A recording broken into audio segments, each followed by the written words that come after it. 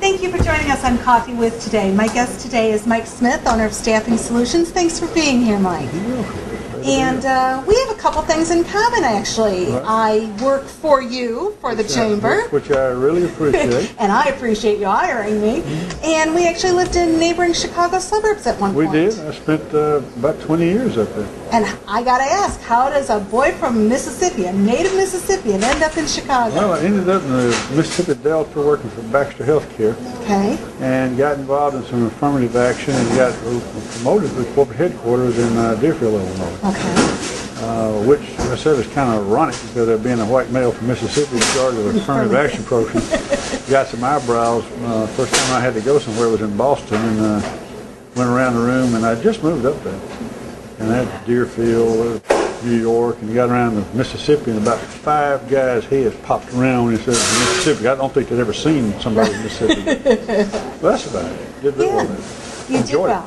Very good. Now, is that how you, by working with affirmative action, is that what gave you the idea to do a staffing company, or how did that all come about? I've actually been in HR all my life. Well, since I got out of the military. And that was just part of it. And I specialized a while, but I actually went back into the more HR management role. Okay. And really liked the staffing end of it. And in 2000, I just opened up this company after about 6 months of putting together a plan. On a pretty well put together plan. I had a lot of people here. And 11 years later, here I am. Yeah, and you actually have 2 facilities. That's correct. I opened up another facility about 4 years ago in Ridgeland. All right. Got asked to come over by a client based on a referral here. And we're doing very well over there, too. And that's a family affair, isn't it? I have 2 sons running it. My daughter is kind of a silent partner on this side, does all the HR, not the computer work. And then I got, I'll call them family, 2 people, one to cook and Sarah Sykes who works for me. Absolutely. Or I work for them. Most days. I've learned to shut up and let them run it. Yeah, I liked when I came by the office and they weren't there because it was the, was it a flea market day or something? That's a national holiday. For, yes.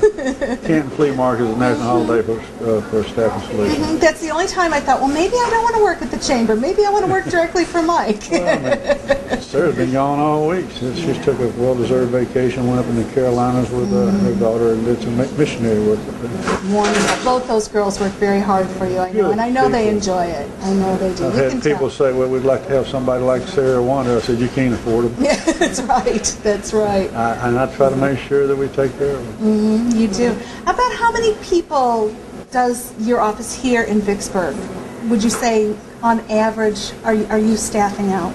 Well over 100 on a regular basis. I go through a period of lull where I'm probably a lot off of that, but I'm blessed to be able to say I probably employ 100, 150 people. Did all the flood situation, did that impact your personnel?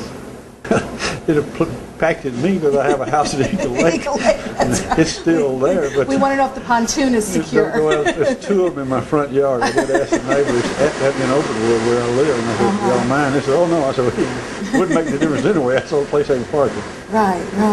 Yeah, but no, it not really.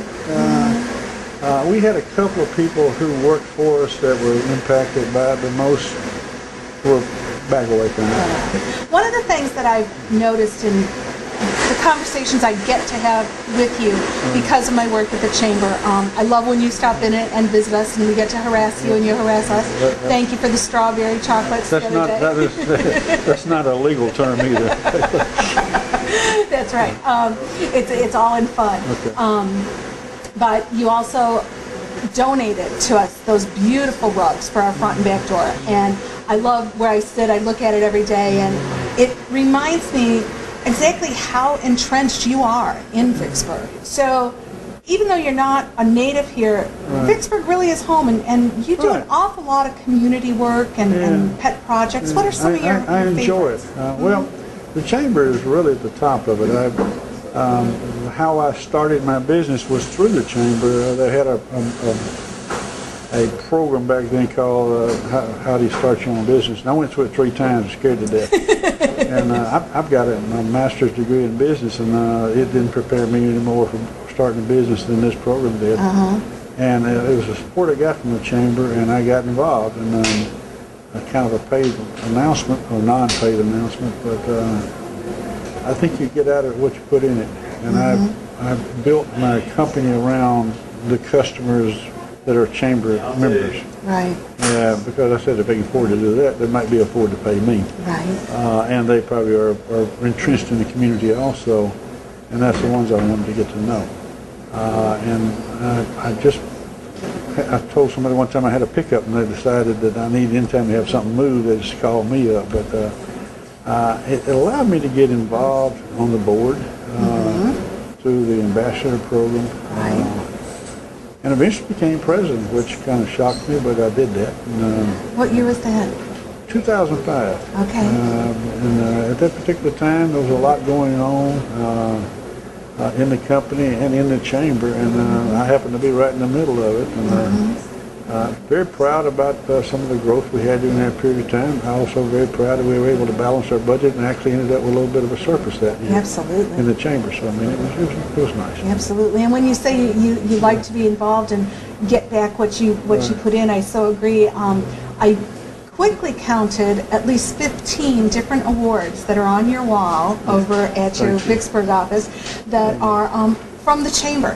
So when you say that Chamber's #1 on your list, it certainly shows. And speaking as a chamber member, we certainly appreciate all the support that you give us. We know, as you know very well, that we can call you at the last minute and say, hey, there's a dinner tonight, can you go? And you have.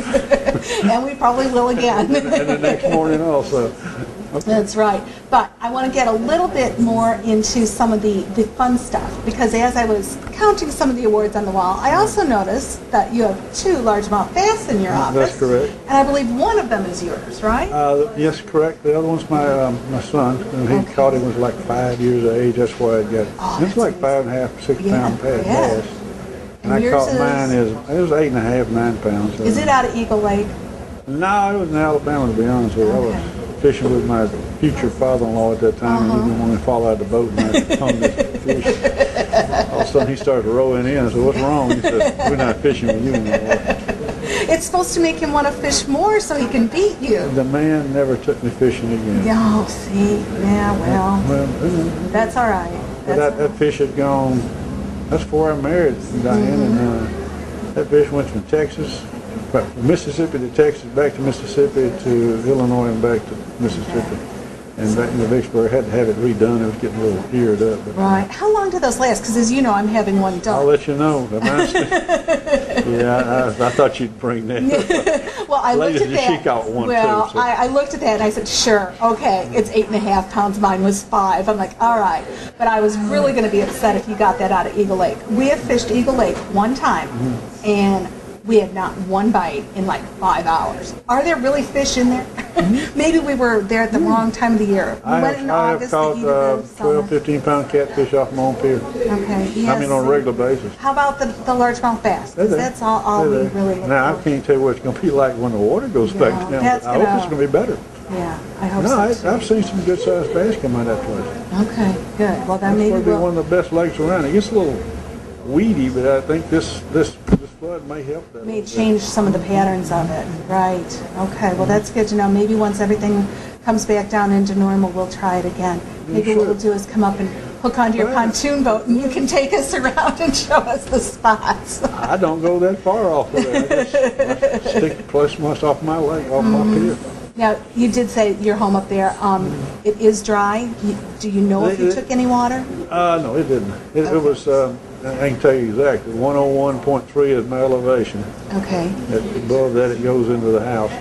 And they kept the lake, and is it still, I think, around 90. Wow. Now, I've got some bank damage, I believe. I saw it last weekend, but there was supposed to have been about an 8-foot alligator on my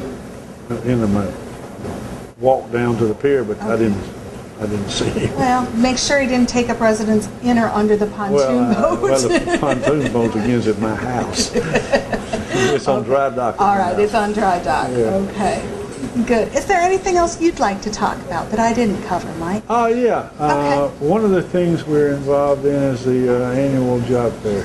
Okay. And August the 2nd, Tuesday. It's always the first Tuesday of the month in August. And it's going to be election day, but August the 2nd, we're going to have the annual job fair, the governor's job fair, at the convention center again. I was there last year. 2,000 or 3,000 people. Yes. When the Nissan first opened up, it was a lot more than that, but you know, it's about the same. And we have between 50 and 70 employers, probably closer to 70. Wonderful. And a lot of people get offered jobs there. People don't believe that, but they do. No. They had, last year when I was there was a lot of traffic, a lot of people there, and a lot of good companies, solid companies, not just fly-by-nights or new businesses. I guess the second thing, while I got four, I think the Corps has done a magnificent job of keeping my house dry. Yay!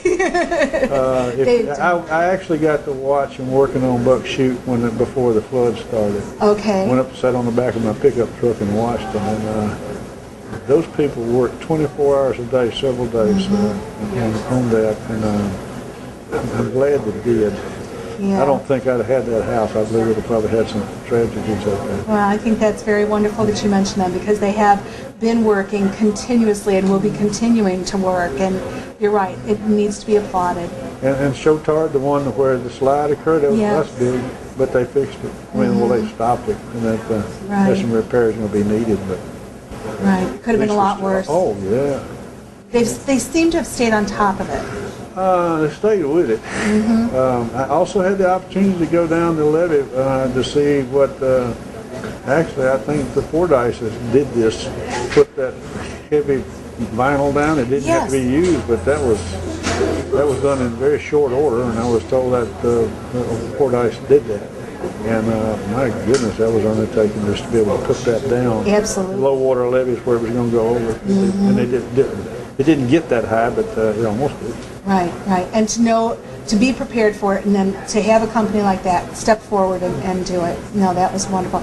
I think, especially for me, coming from out of town, what really shone through was how Vicksburg came together.